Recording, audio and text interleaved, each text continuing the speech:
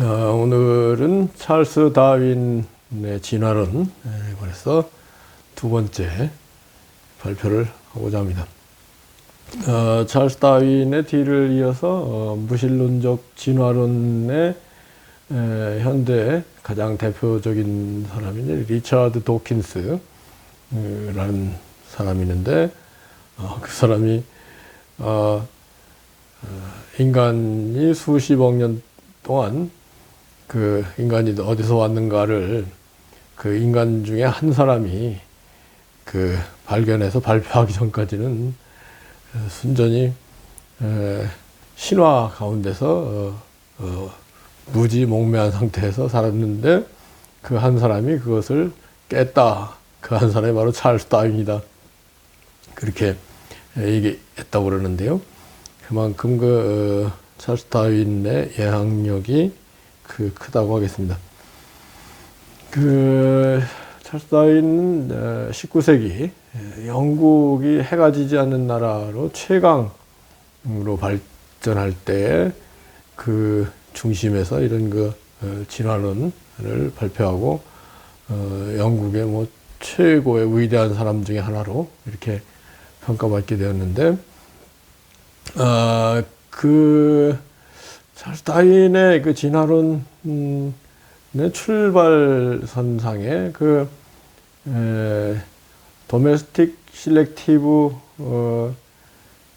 가축 재배, 가축은 사육인가요? 가축 사육, 식물 재배, 그런 관련해서 사람들이 가축을 키우는데 아주 건강하고 튼튼한 그런 가축을 키우고 식물도 마찬가지가 아니냐. 그것도 일종의 자연 선택, 자연 도태, 내추럴 실렉션의 일종인데, 자연을 보더라도 강하고 뭔가 명석한 그런 동물들이 존재와 번식에 유리하고 계속 살아남아서 진화를 한 것인데 반해서 자연 세계에서도 약하고 병든 동물이 짐승이나 식물은 도태되지 않느냐. 그러면서 인간 세계에서도 자꾸 여러 가지 복지 정책, 약자 보호 정책 등을 통해서 활발하게 하려고 하는데, 그 결과 결국은 인간 가운데 병약한 존재들이 자꾸 리프로듀스, 번식을 되고 문제가 있는 거 아니냐. 그런 얘기를 다윈이 또 다윈과 더불어 진화론에 동조한 사람들이 했거든요. 그래서 결국은 이게 제가 볼 때는 유제닉스, 우생학의 원인이 됐다. 그래서 우생학이라는 게 우수한 종자를 자꾸 번식시켜서 전체적으로 좋은 뭐를 만들자 이렇게 해가지고 스테릴라이제이션, 병약한 사람들을 단종시키고, 또 히틀러가 나치에서 유대인들은 정말 사악한 존재니까 어나이얼레이트, 익스팅션 시켜야 된다 해가지고 이제 유대인 말살, 제노사이드 정책을 인종 말살 정책을 표고한 그런 원인의 일단이 다윈의 진화론에 있다는 게 제 분석입니다. 다윈은 지난 시간에도 얘기했지만은 아주 부유한 의사 집안에서 태어나서 의사가 되려다가 의사에 대해서 환멸을 느끼고 이제 케임브리지 신학교에 가서 성공의 신부가 되기 위해서 그 과정을 다 마쳤는데, 이 비글호 탐사선에 승선하게 된 것을 계기로 해서 이 진화론을 구상하고 발표하게 됐는데요. 그러면서 당시 이제 그때 19세기만 해도 기독교의 세력이 강력했거든요. 그래서 기독교의 반발을 본인이 신학교까지 했으니까 충분히 예상하고 원래 또 찰스 다윈이 좀 소극적인 수줍은 그런 성격의 소유자랍니다. 천천히 발표를 하면서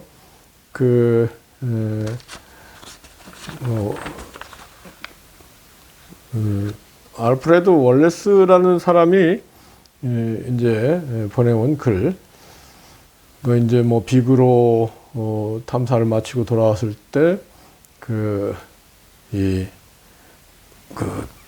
찰스 다윈이 막 유명 인사가 돼 있었거든요. 그런데 알프레드 월레스가 이런 진화가 맞지 않느냐 그런 글을 보내온 걸 계기로 해서 같이 공동 논문을 진화론에 관한 공동 논문을 발표하고 1858년이요. 그 다음에 이제 On the Origin of Species 종액이원 책을 발표하고 여러 번 개정을 한 걸로 보여집니다. 그러면서 결국은 지난 시간에도 얘기했지만 알프레드 월레스의 경우는 이거 진화한 것 같은데 인간의 정신, 휴먼 마인드와 애니멀, 동물의 정신 세계 사이에는 too large gap, 너무 큰 차이가 있는 거 아니냐. 인간의 두뇌는 너무나 콤플렉스, 복잡한 게 왜 어떻게 그래주얼리 이볼브드, 점진적으로 진화했다고 보기는 많은 좀 어려운 거 아니냐 이렇게 생각하면서 나중에 이 알프레드 월레스 진화론에서 자연주의적인 진화론, 완전히 보이는 나타난 자연 현상이 전부다 이렇게 가는 그런 이제 찰스 다윈의 진화론인데요. 무신론적 진화론이죠. 거기에 대해서 알프레드 월레스가 반기를 들고 이 스피리추얼리즘, 정신 세계가 있다 이런 쪽으로 돌아선 데 대해서 찰스 다윈이 실망하고 특히 알프레드 월레스가 이 인간의 도덕성, 종교, 동정심, 인간의 미와 음악, 미술과 음악에 관한 그런 놀라운 감각들, 이런 것을 어떻게 동물로부터 그래주얼리 이발부드 했다고 할 수 있느냐. 이런 반론에 대한 대답을 하기 위해서 나중에 이제, 찰스 다윈이 The Descent of Man, 인간의 유래라는 책과 인간과 동물의 감각에 관하여 이런 책을 더 쓰고 해서 이 알프레드 월레스를 주장에도 반박하는, 결국은 찰스 다윈은 이 인간의 감각, 인간의 이런 모랄리티나 심퍼티, 뷰티, 뮤직 이런 것이 동물들에게도 다 있다 이런 얘기를 하면서 일관하게 내추럴리스트, 무신론적인 진화론의 입장에 섰거든요. 그런데 여하튼 이 찰스 다윈이 그와 같이 간 계기가 된 사건이 이제 지난 시간에도 얘기했지만 큰딸이 10살 때 불행하게 죽으면서 그때부터 찰스 다윈이 신이 어디 있느냐 이렇게 그런 경우가 많은, 제가 주변에서도 많이 봤거든요. 아주 불행한 일들을 주변에서 겪고 난 다음에 신이 있다면, 특히 신이 전지전능하다면 어찌 이런 일이 주변에서 일어날 수 있느냐 이런 얘기를 하면서 신은 없다 이렇게 무신론으로 가는 사람들을 많이 봤거든요. 찰스 다윈도 그 중에 한 사람이고, 그거에 뭐랄까요, 고집을 하고 일관되게 무신론적인 입장에서 자기 그 생각과 발견한 것들을 이론화한 사람이 찰스 다윈이라고 하겠습니다. 그런데 이 전지전능한 신이라는 그 기독교 신관에 관해서 내가 신앙생활을 하면 할수록 하나님은 전지전능하실 수 있지만 그 전지전능이라는 개념이 그 관념이 인간들이 생각하는 모든 것을 알고 모든 것을 할 수 있다 그런 관념은 아닌 것 같아요. 거기에 굉장한 오해가 있는 것 같은데, 무슨 말씀이냐면, 하나님께서 인간들을 창조하시고, 인간들이 잘못 가는 거에 대해서, 막으려고 하시지만은, 성령의 감화 감동을 통해서 막으려고 하시지만, 그것을 거스리고 계속 악한 쪽으로 나아갈 때, 그것을 어떻게 하지 못하시고 결국은 오래 참으시고 기다리시지만은 때가 되면은 진노하시고 징벌하시는 그런 측면이 크거든요. 그래서 찰스 다윈, 그리고 찰스 다윈의 사촌 가운데 프랜시스 갈톤 이런 사람이 있었습니다. 프랜시스 갈톤도 진화론적인 입장에 서서 서바이벌 오브 더 피티스트죠. 그러니까 적자 생존 관련해서 유전이라는 것은 레스 피트, 그러니까 조금 부적합한 존재들이 오버브리딩, 너무 과잉 생산되는 것을 막고 피트한 보다 적합한 생명체들이 언더 브리딩, 과소 생산되는 것을 막는 역할을 하는 것이 유전인자의 컨셔스 실렉션, 그런 의식적인 선택에 의해서 그렇게 발전해 왔다. 이것도 굉장히 우생학적인 그런 얘기잖아요. 그래서 기독교에 대해 성공에 대해서 별로 안 좋아하던 영국 사람들이 무신론적인 진화론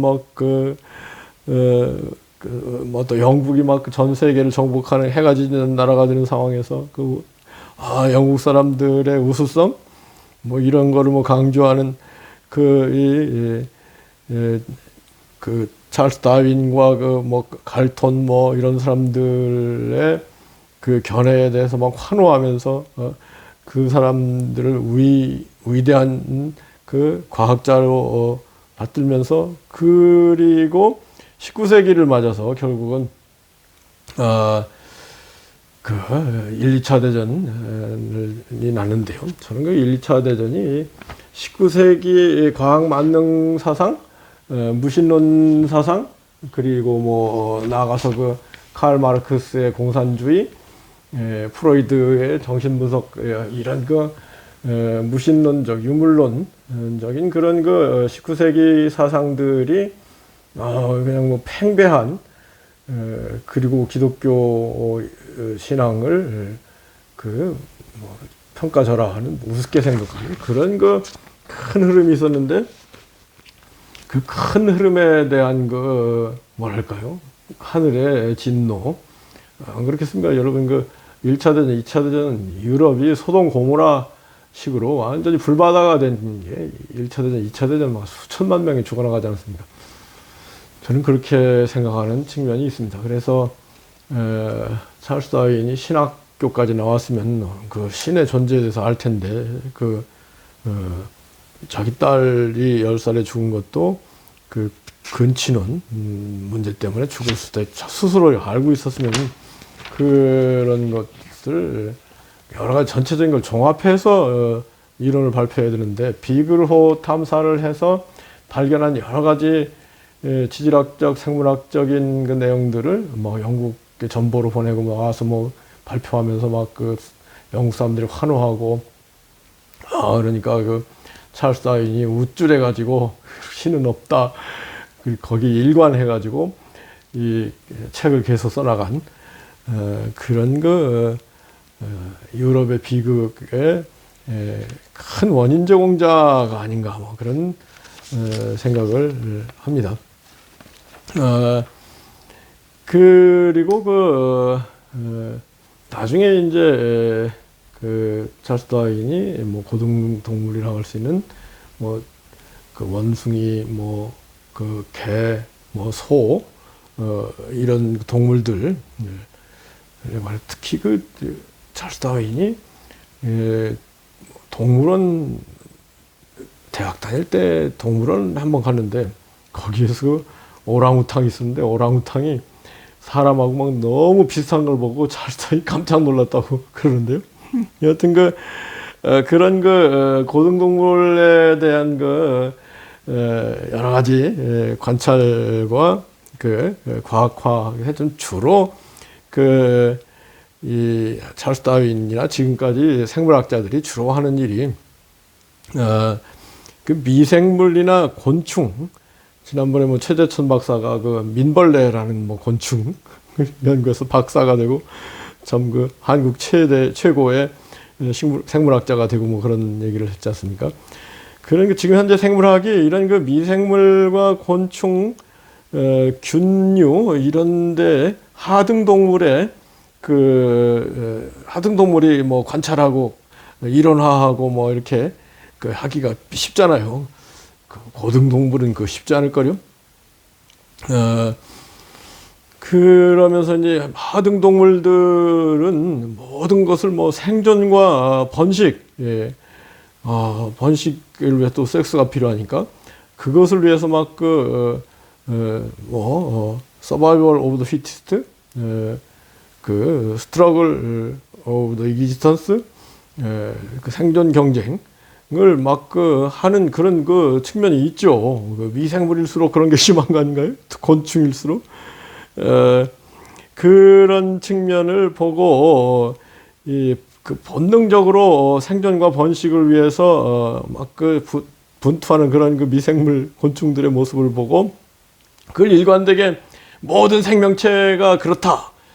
이러한 생물학적인 견해에 대해서 저는 조금 지나친 견해다. 지나친 성급한 일반화의 오류가 있다. 헬러시 오브 헤이스티 제너럴라이제이션이 있다고 저는 생각합니다. 오히려 정신적으로 가장 우수한 인간의 경우를 본다면은 인간의 모든 행동은 결국은 행복에 초점이 맞춰져 있는 거 아니겠습니까?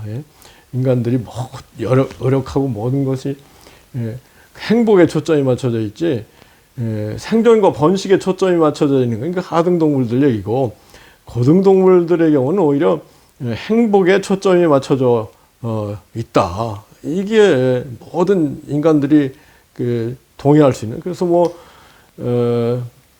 미국 헌법에도 퍼스트 오브 해피니스, 우리 헌법에도 모든 행복을 추구할 권리가 있다. 이렇게 행복 추구권 그런 얘기가 있는 거 아니겠습니까? 그래서 이 생존과 번식이 모든 생명체의 본질적인 노력의 동인이다. 이렇게 얘기하는 진화론적인 생물학자들, 무신론 생물학자들에게는 큰 문제가 있다고 생각합니다.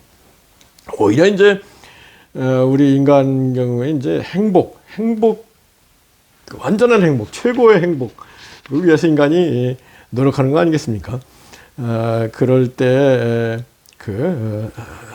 결국은 이 완전한 행복에 도달하기 위해서는 생명의 충만함, 나아가서는 영생, 죽어서 없어진다면 김 빠지는 거 아니겠습니까? 그래서 결국은 이러한 행복, 생명의 충만함에서 행복이 오는 거고, 나아가서 영생까지 이렇게 위해서 사는 것이 인생이고, 근데 이제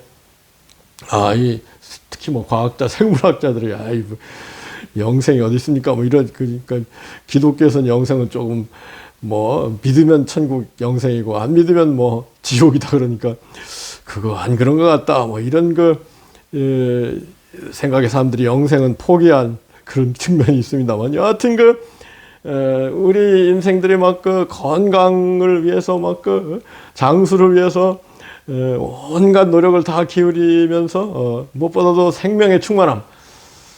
그래서 이제 이 기독교에서 영생 그러는데요. 그 영생이 영원히 뭐 목숨만 붙어있는 그런 영생이 아니고, 지금 제가 정말 발견한 기독교의 영생이라는 것은 이 땅의 세상의 생명이 불완전하기 짝이 없고 허상 같은 생명이고 일시적인 순간적인 생명인데 반해서 이 초월의 세계, 천상의 세계, 기독교 예수 그리스도를 통해서 우리에게 주기를 원하는 영생 천국이라는 것은 그 생명이 참되고 참된 생명, 완전한 생명, 그리고 영원한 생명이면서 충만하고 강력하고 풍성하고 생기가 넘치고 기쁨이 가득한 생명이 바로 천국 영생이다. 아멘이죠. 그래서 이러한 이 놀라운 신앙의 세계랄까요? 이 인간의 그 정신 세계 이런 것을 무시하고 시종일관 그 미생물 곤충 같이 인간을 취급하는 생물학자들, 저는 문제가 있다고 생각합니다. 이것과 관련해서 참 생물학자들은 번식을 위해서 모든 것을 한다 그러지만은 지금 지구상에서 인구가 지구 전체 인구가 폭발하고 있지만은 인구 감소로 인해서 제일 걱정하는 나라가 우리나라, 일본, 대만, 홍콩이랍니다. 여기는 출산율이 1 미만으로 떨어져 가지고, 이거 조만간 민족이 소멸될 것이다. 이렇게 가고 있는데, 그것을 보더라도 사람들이, 번식을 위해서 살아야 되겠다. 출산을 위해서 살아야 되겠다. 이런 생각보다도 문명이 고도화되고 발전할수록, 출산해가지고, 육아하고 오히려 내 행복에 마이너스가 되는 거 아니냐, 이래가지고 출산율이 떨어지는 거 아니겠습니까? 그래서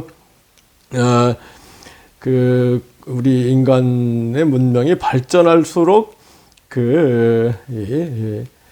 행복을 위해서 집중하는, 생명 건강 장수를 위해서 집중하는 그런 측면을 우리는 간과해서는 안 된다고 생각합니다. 도메스티케이션이군요. 이 다윈이 스스로 하여튼 집에서 동물을 사육하고 식물을 재배하면서 도메스티케이션, 가축화, 도메스티케이션, 식물, 인간 재배하는 그런 데로 가면서 봐라, 다 선택적으로 하는 거 아니냐. 이런 우생학의 원인이 되고 무신론적인 우생학에 빠지고 신에 대한 경외감이 없고, 그러면서 인간이 한없이 막가고 교만하게 된 데 대해서 결국은 1, 2차 대전이 일어난 것이다. 그런 이 세계 역사, 인간의 역사가 그냥 인간들 마음먹은 대로 갑니까? 그렇지 않잖아요. 이런 점에서 진화론의 한계를 우리가 좀 알아야 되겠다고 하겠습니다. 반면에 진화론의 특히 찰스 다윈이 이 곤충들 연구를 열심히 했거든요. 그래서 그 중에 하나가 이제 지렁이 어스웜이라고 하는 거예요. 지렁이를 열심히 연구해 보니까, 지렁이가 흙 토양을 아주 비옥하게 하는 역할을 하는구나. 그렇게 발견을 해가지고 이런 곤충계의 과학화에 기여했다는 거죠. 그 전까지는 그냥 지렁이야 비참한 생물이다 그렇게 생각을 했는데, 이게 지렁이가 토양과의 관계에 비추어서 아주 굉장한 역할을 하고 있다. 이런 걸 발견한, 그 외에도 어마어마한 생물학적인 발견들을 통해서 과학화하는데 기여를 했습니다만, 결국은 과학 만능주의, 물신주의 이런 데 빠져서 지금까지 특히 기독교적인 여러 가지 정신 세계를 황폐하게 만드는 그런 원인. 그래서 지금 영국이 기독교 믿는 사람들이 별로 없어요. 뭐 인구의 뭐 10%다. 성공회가 원래 처음부터 문제가 있기는 우리나라도 그제 성공회 신부가 윤 대통령 비행기에서 떨어지라고 막 그래가지고 난리가 났습니다만, 이 성공회가 출발부터가 이제 헨리 8세가 앤 벌린하고 결혼하고 싶어가지고 막 카톨릭에서 반기를 들고 성공회 웃기는 출발 자체 웃기는데, 그 뒤에 막 그런 상황이니까 이 영국 사람들이 성공회를 뭐 한다고 하면서 찰스 다윈 같은 사람이 또 나오는 거 아니겠습니까? 그래서 이제 지금 영국의 현실을 본다면은 지금 수상 최고 통치자가 리시 수넥인데, 이 사람이 힌두교 믿는 사람이죠. 영국 런던의 시장은 이슬람이라는 거죠. 스코틀랜드의 지도자도 뭐 파키스탄 출신이라고 그래요. 이슬람인 것 같아요. 그리고 이슬람 신자가 그러니까 모스크 나가서 이렇게 막 하는 사람들이 교회나 성당 나가는 사람보다 더 많다는 거, 영국이. 이러한 영국 사람들이 원래 뭐 잘난 체하고 뭐 신사의 나라다 그랬지만, 지금 영국 갔다 온 사람들 얘기가, 야, 영국이 조금 너무 사람들이 정이 없고 너무 냉혈한 같다, 그런 얘기들을 가끔 하더라고요. 그래서 우리 이런 무신론적 자연주의적인 진화론 가지고 인간의 모든 현상을 해석하기도 어려울 뿐더러 그거 가지고 또 인간 문명의 발전에 기여하는 측면이 있지만 오히려 과가 더 클 수도 있다, 그런 생각을 합니다. 다음 번에 또 진화론 리차드 도킨스에 대해서 한번 연구해서 발표를 할까 합니다.